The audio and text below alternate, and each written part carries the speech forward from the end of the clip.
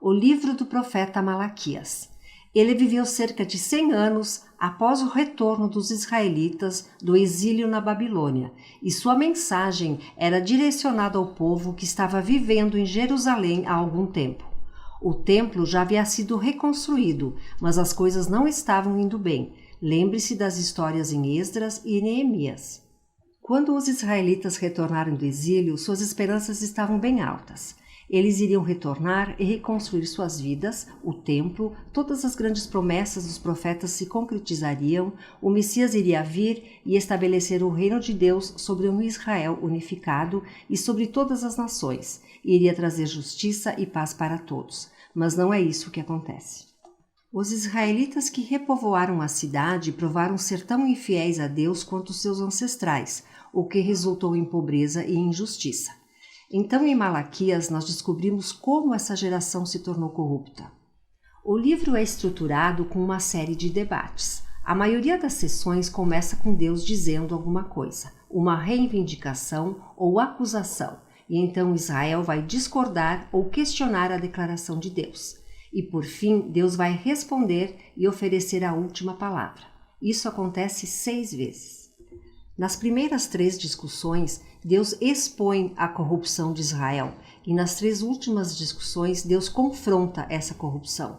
E a impressão geral que você tira dessas discussões é que o exílio não mudou nada no povo.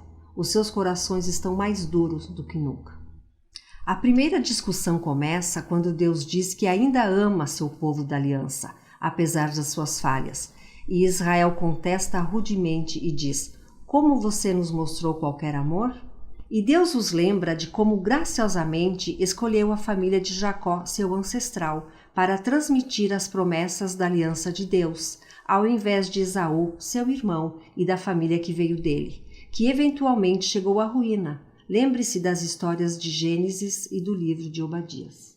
E bem nessa primeira disputa, Israel aparece bem desconfiado, duvidando do amor e da fidelidade de Deus. A segunda discussão expõe um problema com o segundo templo de Israel. Deus acusa o povo de desprezar e contaminar o templo, e o povo contra-ataca. Como nós desprezamos você?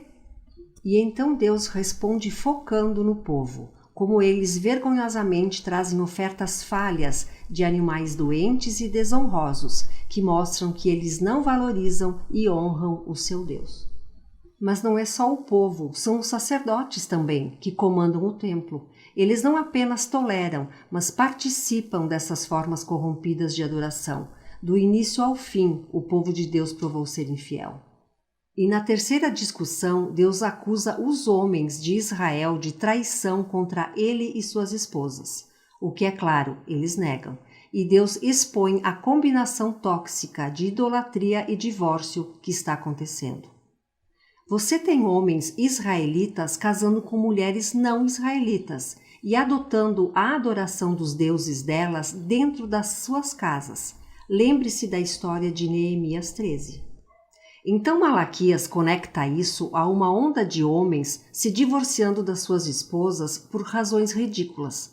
O povo está muito bem com isso, mas Malaquias diz: não, é uma traição da sua aliança com Deus. E Malaquias vai para a segunda sessão de discussões que confrontam a rebelião de Israel. A quarta discussão começa com os israelitas acusando a Deus de negligência. Eles dizem: aonde está o Deus da justiça? Eles veem injustiça e corrupção e Deus parece não fazer nada. E Deus responde dizendo que vai enviar um mensageiro para preparar o povo para o retorno pessoal de Deus no dia do Senhor. Ele virá como fogo para purificar o seu povo e remover a idolatria, a imoralidade sexual e a injustiça, e apenas o remanescente fiel será deixado para se tornar seu povo. Na quinta discussão, Deus chama o povo para se voltar a ele, ao que o povo diz: como podemos voltar? E Deus confronta seu egoísmo e mostra como eles pararam de oferecer um dízimo da sua renda ao templo. Essa palavra dízimo significa 1/10. É a quantidade da renda e produção que os israelitas deveriam doar anualmente para sustentar o templo e os sacerdotes. Essa prática é explicada em diferentes partes do Pentateuco. E agora nós sabemos através de Malaquias e do livro de Neemias que o povo está negligenciando essa responsabilidade e o templo está sendo degradado. Deus os confronta. Ele diz que quer abençoá-los com abundância, mas apenas se eles forem fiéis. Na última discussão, o povo acusa a Deus e diz que não tem sentido seguir a ele. Eles olham para pessoas imorais e orgulhosas tendo sucesso na vida e Deus não faz nada. Deus responde, e pela primeira vez o livro não usa um discurso, mas uma pequena história sobre o remanescente fiel de Israel, pessoas que temem ao Senhor e amam se encontrar para falar sobre como honrar e servir a Deus. E Deus ordena que um pergaminho de recordações seja escrito para essas pessoas, para que eles possam ler o pergaminho e lembrar do caráter e das promessas de Deus. Malaquias está refletindo aqui sobre o presente divino das Escrituras, como elas nos apontam o passado para lembrar o que Deus já fez, com o objetivo de inspirar a fidelidade e esperança no futuro. O que nos leva à conclusão do livro. Ela destaca e desenvolve a imagem do quarto discurso sobre o futuro dia do Senhor, mas ela vai mais fundo. Deus diz que designou um dia de julgamento purificador, que vai consumir os perversos do meio do seu povo.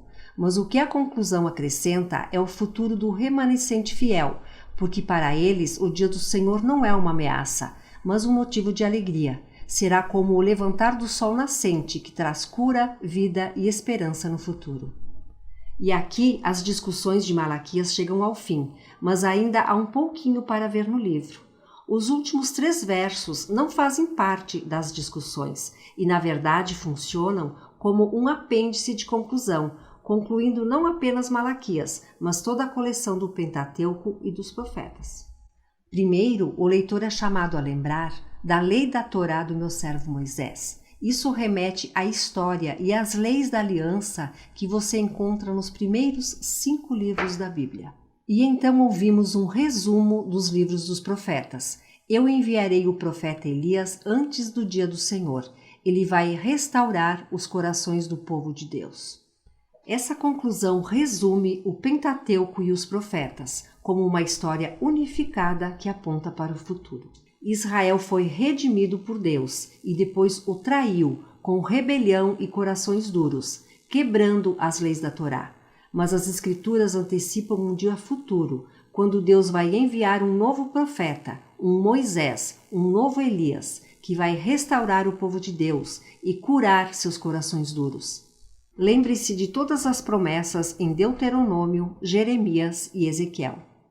Esse apêndice de conclusão apresenta as Escrituras como um presente divino para ler, ponderar e orar a respeito. Elas falam a verdade sobre a condição humana, sobre o nosso egoísmo e pecado. Mas elas também anunciam a promessa de Deus, de que um dia ele vai enviar um mensageiro e então aparecer pessoalmente para confrontar a maldade, restaurar o seu povo e trazer a sua justiça que cura. E é dessa esperança futura que Malaquias, a Torá e todos os profetas tratam.